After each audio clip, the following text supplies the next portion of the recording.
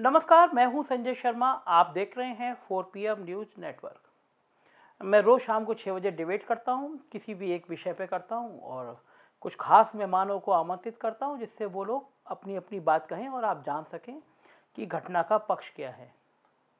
तो मैंने जब ये डिबेट कर रहा था तो मैंने सूर्य प्रताप सिंह को बुलाया। सूर्य प्रताप सिंह रिटायर्ड IAS अफसर हैं और वो अकेले ऐसे अफसर हैं जो मेरी जानकारी में जो पहले IPS थे, फिर IFS हुए और फिर IS हो गए। तो एक सिविल सर्विस निकालना बहुत बड़ी बात होती है, लेकिन उन्होंने तीनों सिविल सर्विस निकाली। काफ़ी जाने माने अफसर रहे हैं वो, और इन दिनों योगी सरकार के निशाने पर हैं क्योंकि वो कुछ ट्वीट कर रहे हैं जो सरकार को बहुत चुभ रहे हैं। सच बोलना है सरकार को पसंद नहीं आता, तो ऐसी कार्रवाई मीडिया के लोगों पे, सोशल वर्कर पे और अब तो सूर्य प्रताप सिंह पे भी की जा रही है। 7 FIR उनके ऊपर दर्ज हो चुकी हैं।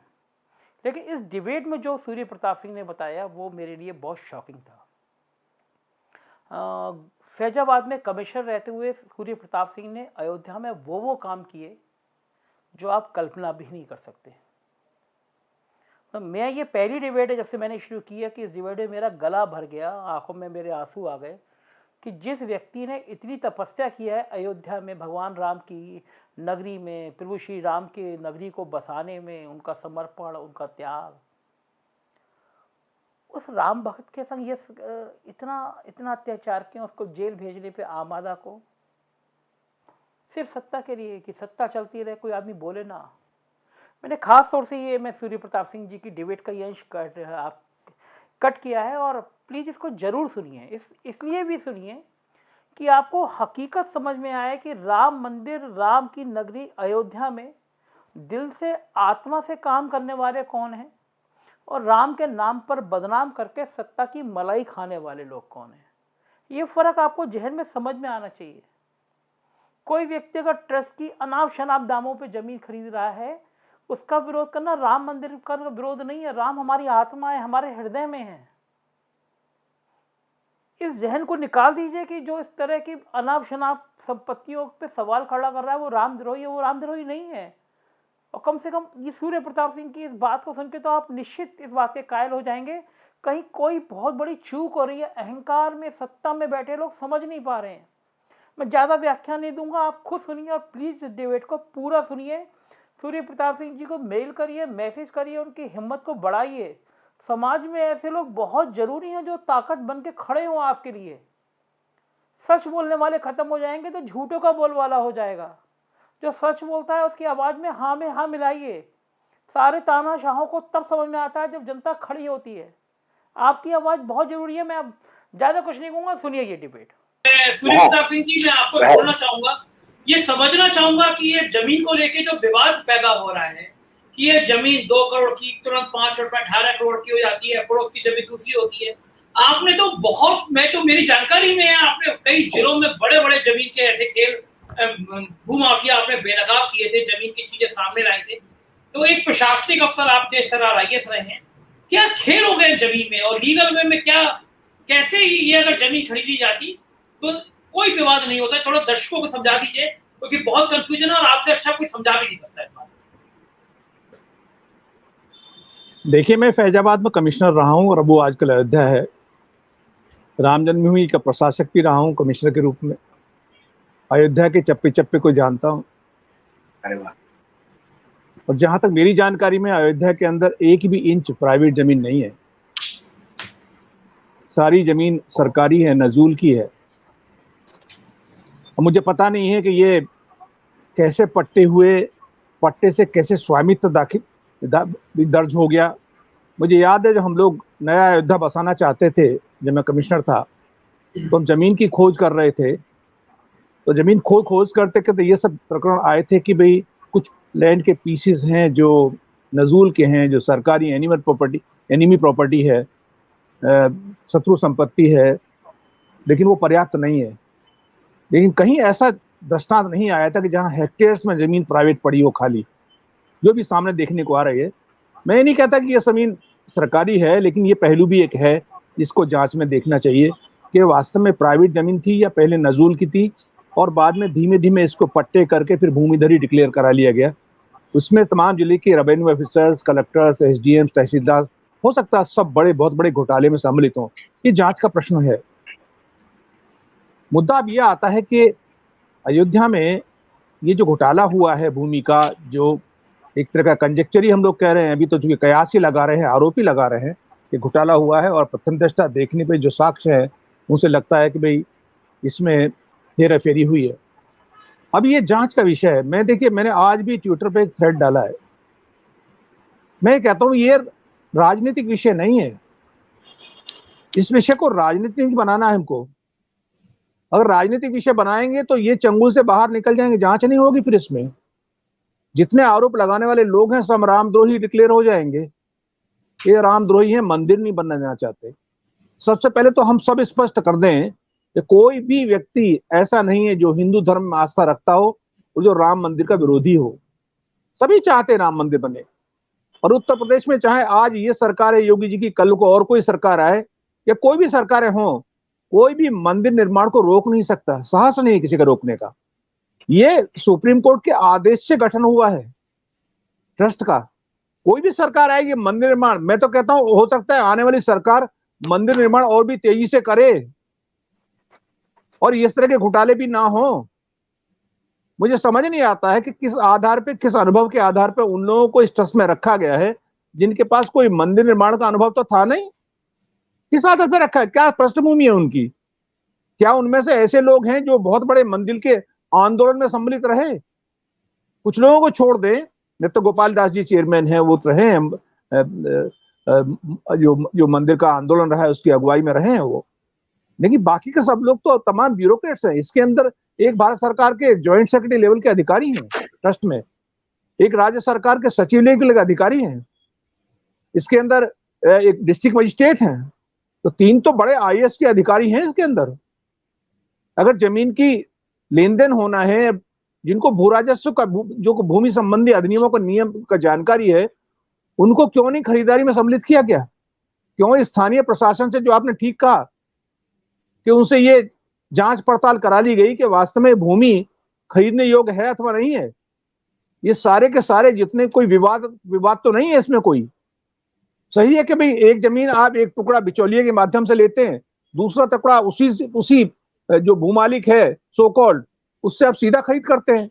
एक से आप 8 करोड़ 18 करोड़ में लेते हैं, दूसरा भूमि का जो हिस्सा है वो 8 करोड़ में लेते हैं, तो संदेह तो पैदा होगा ना।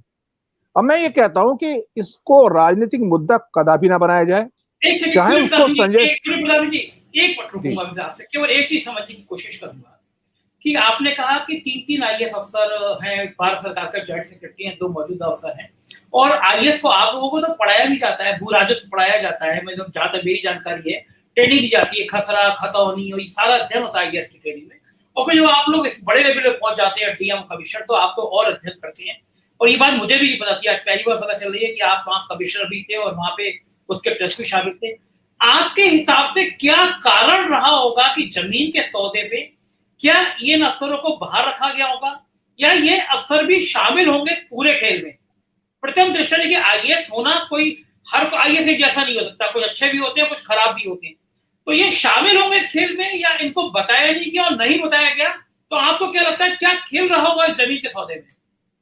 देखिए, आप जानते हैं जो ट्रस्ट के संबंध में नियम है, अधिनियम है, चूंकि ये एक्ट से बना है, ट्रस्ट एक्ट का गठन हुआ था, ये एक लीगल ट्रस्ट है, सुप्रीम कोर्ट के आदेश के तहत बना है, भारत सरकार के अध्यादेश के तहत बना है।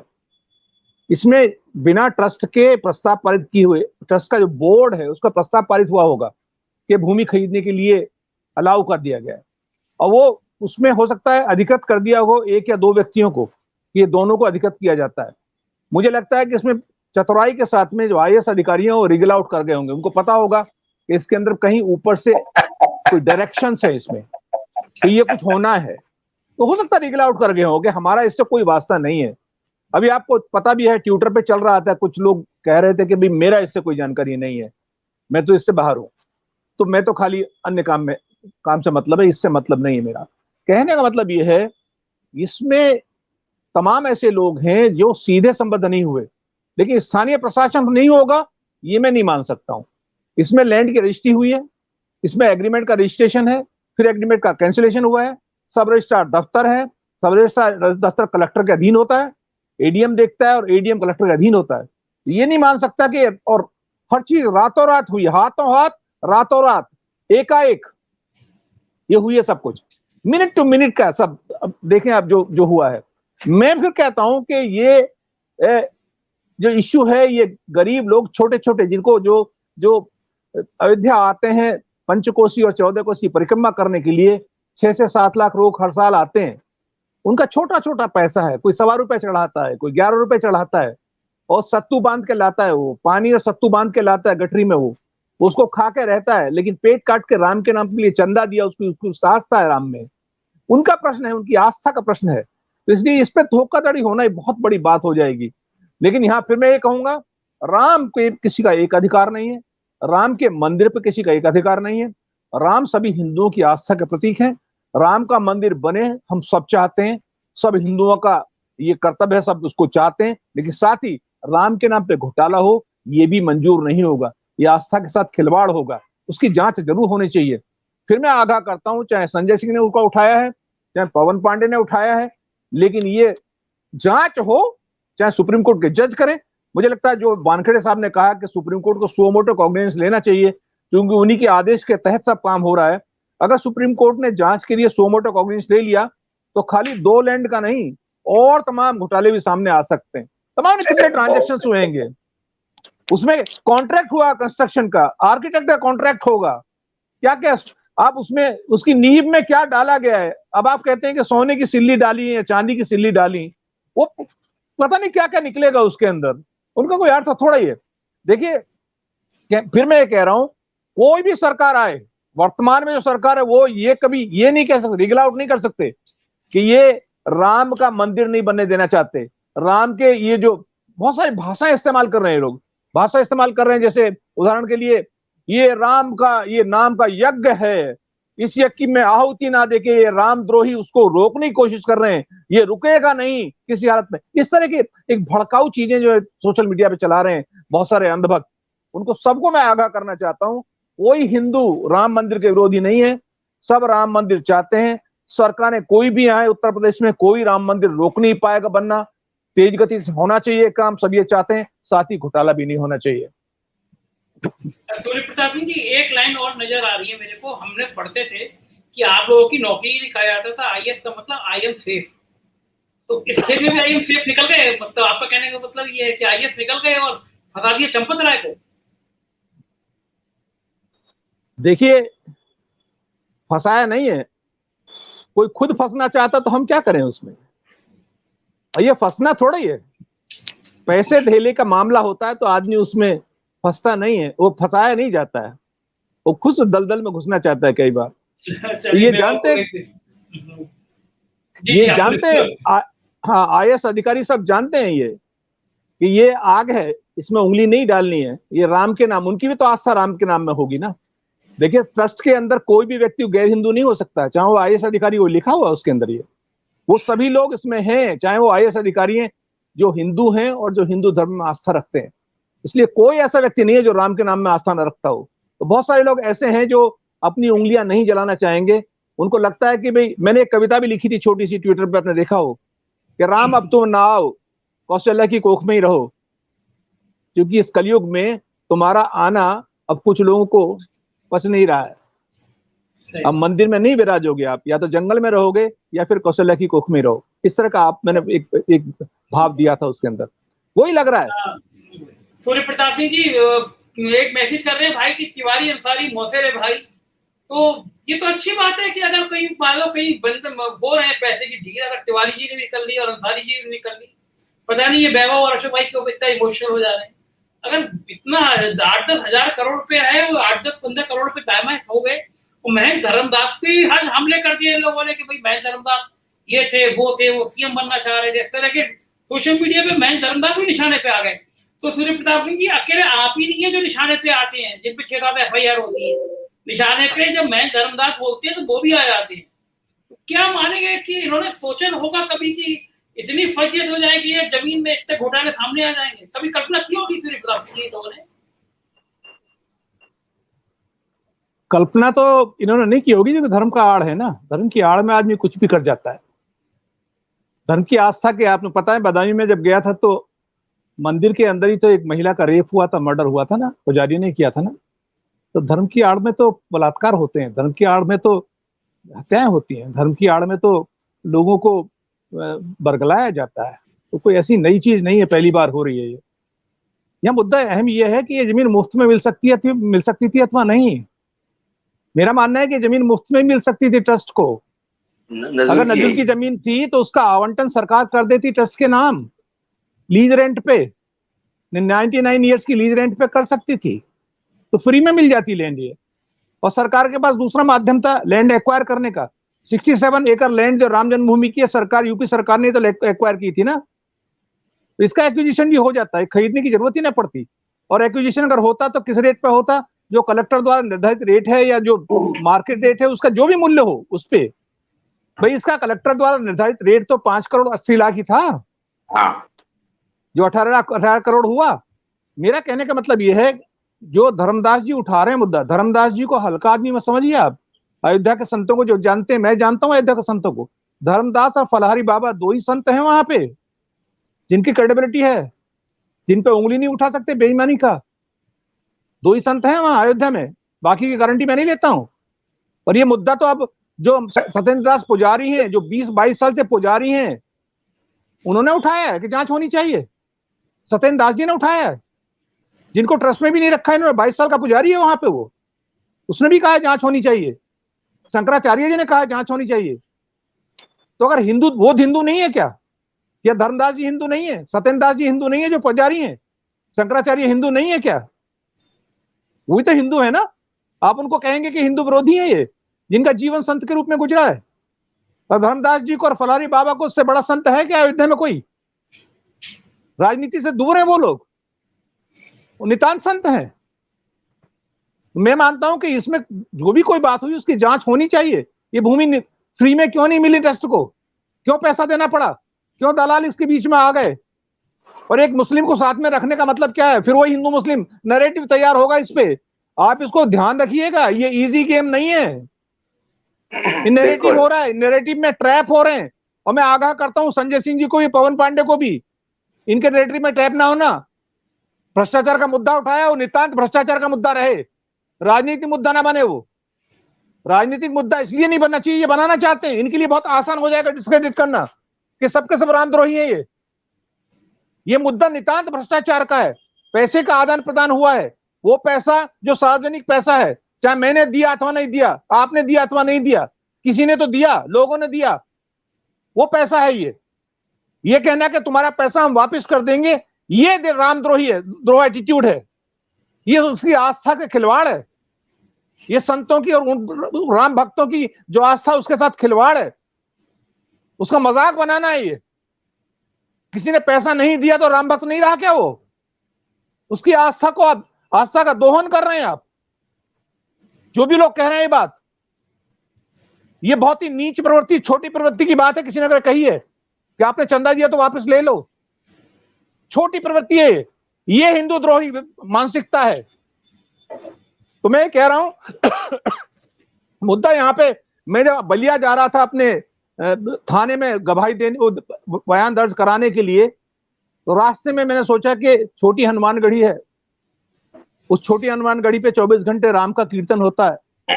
मैं हमेशा कहता हूं, कहीं मंदिर राम हो अथवा ना हो, हनुमान हो अथवा ना हो, छोटी हनुमानगढ़ी में है। क्योंकि भाई एक संत रहता है, गरीब संत है, दरिद्र पंडित रहता है वहां पे, एक जो गाय पालता है। और वहां सूर्य प्रताप जी की माता जी का नाम लिखा हुआ है, जाके देखिएगा किसने बनाया, किसने बनाया। वो दरिद्र ब्राह्मण था, रात दिन पूजा करता था, कोई उसको रहने की छप्पड़ में रहता था। 3 शेड डलवाया किसने? गौशाला किसने बनवाई?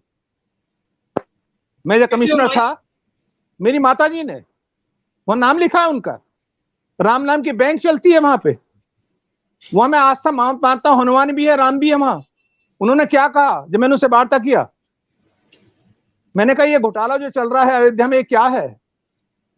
उन्होंने कहा बचुआ, बचुआ ही कहते हैं मुझे वो, बचुआ, भ्रष्टाचार के मंदिर में राम ना विराजत। राम वहां विराजते हैं जैसे अभी वानखड़े जी कह रहे हैं, जो चलते फिरते घूमते श्वास लेते, श्वास अंदर राम, श्वास बाहर राम, जो ये समझता है कि मैं मृत्यु अगर होगी तो राम नाम सत्य मेरे लिए सौभाग्य का विषय है, जो वानखड़ी जी कह रहे हैं, वहां राम विराजते हैं। हमारी माताओं बहनों में जो घर में पूजा आरती करती हैं, संध्या करती हैं, वहां राम विराजते हैं। राम बड़ी बड़ी इमारतों में नहीं विराजते। राम को ये नहीं है कि सोने की सिल्ली की नींव लगवाई है इसलिए राम यहाँ आएंगे, या 4000 करोड़ का मंदिर बनेगा वहां राम आएंगे। छोटी सी बात, एक संकेत, उस पुजारी ने जो नितांत आध्यात्मिक है साफ कह दिया, भ्रष्टाचार के मंदिर में राम नहीं विराजते। छोटा एक सेंटेंस है, अर्थ बहुत बड़ा है, समझने वाला समझ सकता है उसको। मैं फिर कहता हूं कि जो ट्रस्ट है उस पर कोई आरोप नहीं लगा रहा है, ट्रस्ट के लोगों पे थोड़ी आरोप लगा रहे हैं। जिन लोगों पे आरोप लग रहे हैं वो ट्रस्ट से इस्तीफा देकर अलग हो जाए जांच के दौरान, और जांच फेयर हो जाए।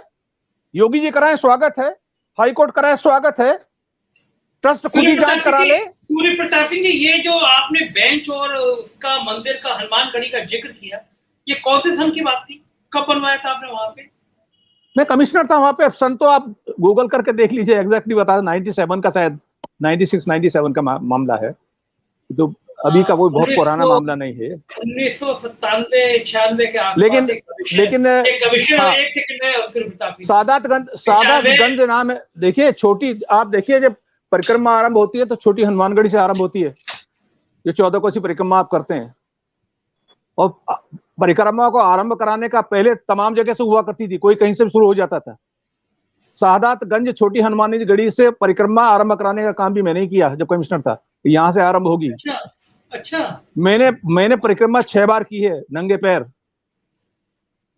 पंचकोसी भी और 14 कोसी भी, रेत डलवाया वहां पे। आज भी देखिए आप, केवल 185 शौचालय हैं पूरे अयोध्या में, 1008 मंदिर हैं वहां, कोई 1009वां मंदिर नहीं बना पाया कोई आज तक। ये भी उनमें से 1008 में से ही मंदिर होगा या नया बनेगा। और अयोध्या की छत पे आप बैठ जाइए कभी किसी मंदिर की, और तब देखिए भव्यता अयोध्या की, जो घंटियां बजती हैं वहां, असंख्य घंटियां बजती हैं वहां, घर घर में मंदिर है वहां पे। 185 शौचालय कोई उसके बाद बना नहीं। वो 185 शौचालय कल्याण सिंह ने पैसा दिया था, मैंने ही बनवाए थे बड़ी मुश्किल से। पूरी परिक्रमा मार्ग पे शौचालय नहीं है, पूरा शौच नालियों में किया जाता है, और जब बरसात होती है तो पूरा शौच अयोध्या की गलियों में ऊपर पानी पे तैरता है। ये शर्म आनी चाहिए। ये सरकार 4 साल की होगी, 4.5 साल की, बस अड्डा तक नहीं बनवा पाई, रेलवे स्टेशन का जीर्णोद्धार नहीं कर पाई। और आपको पता ही है, जो किसानों को भूमि ली गई है एयरपोर्ट के लिए अयोध्या में, वो सरजू में खड़े होकर उन्होंने जल सत्याग्रह किया था, कह हमारी भूमि का वाजिब मूल्य दीजिए। आप दलालों को पैसा दे रहे हैं बीच में, रियल एस्टेट वालों को, किसानों को पैसा नहीं दे रहे उनको मुआवजे का। ये वहां का सीवर लाइन, फैजाबाद और कमिश्नरेट, वहां की अयोध्या की सीवर लाइन, जो मेरे कार्यकाल में जिनकी नींव पड़ी, फैजाबाद की बन गई, अयोध्या की सीवर आज तक नहीं पूरी हुई है, ऐसी पड़ा हुआ है। मेरी गली मोहल्ले घूमे हुए, गली मोहल्ले को खड़े होकर बनवाया मैंने अयोध्या की। हनुमानगढ़ी की सीढ़ियां कोई पूछे किसने बनवाई? सूर्य प्रताप सिंह ने। क्योंकि मेरी माँ ने मुझसे कहा कि इस पे सीढ़ियों पे चढ़ते हैं लोग, उनके पैर जलते हैं गर्मियों में, नंगे पैर चढ़ते हैं, तो इसमें पाइप डलवाइए सीढ़ियों में ताकि पानी रिसता रहे, ठंडे हो जाए। हमारी वो आस्था है राम में, हनुमान में। इसलिए चाहे मेरी माँ ने 2000 चंदा दिया था सिंघल साहब को, और मेरी माँ जब मरी है अभी पिछले साल, मरने से कुछ पूछ रही थी, बेटा क्या हुआ मंदिर का? 2000 रुपए तो सिंघलवा हमसे ले गया था। मैंने कहा अब आप ऊपर जा रही हो, वहां वो भी ऊपर ही हैं, दोनों से उससे हिसाब मांग लेना 2000 रुपए का। उन्होंने तो दिया नहीं, रसीद तो मेरे पास है आज, वो रसीद मेरे पास आस्था का प्रतीक है राम की, 2000 रुपए की। बहुत बड़ा पैसा नहीं है, उस वक्त बहुत बड़ा पैसा था 97 में, 2000 रुपया, वो लाख के बराबर था वो। मेरा कहने का मतलब यह है, आस्था के साथ खिलवाड़ ना करें। कोई एक हिंदू राम भक्त। सूर्य प्रताप सिंह जी, आज आपने बिल्कुल दिल को छू लेने वाली बात और रोंगटे खड़े कर देने वाले आपने किस्से बता दिए।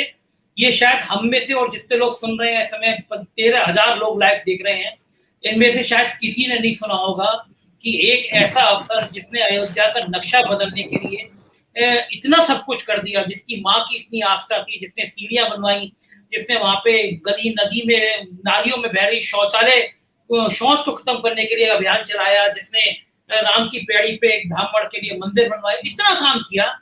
और उस राम भक्त को सच बोलने की सजा 6 FIR, 7 FIR।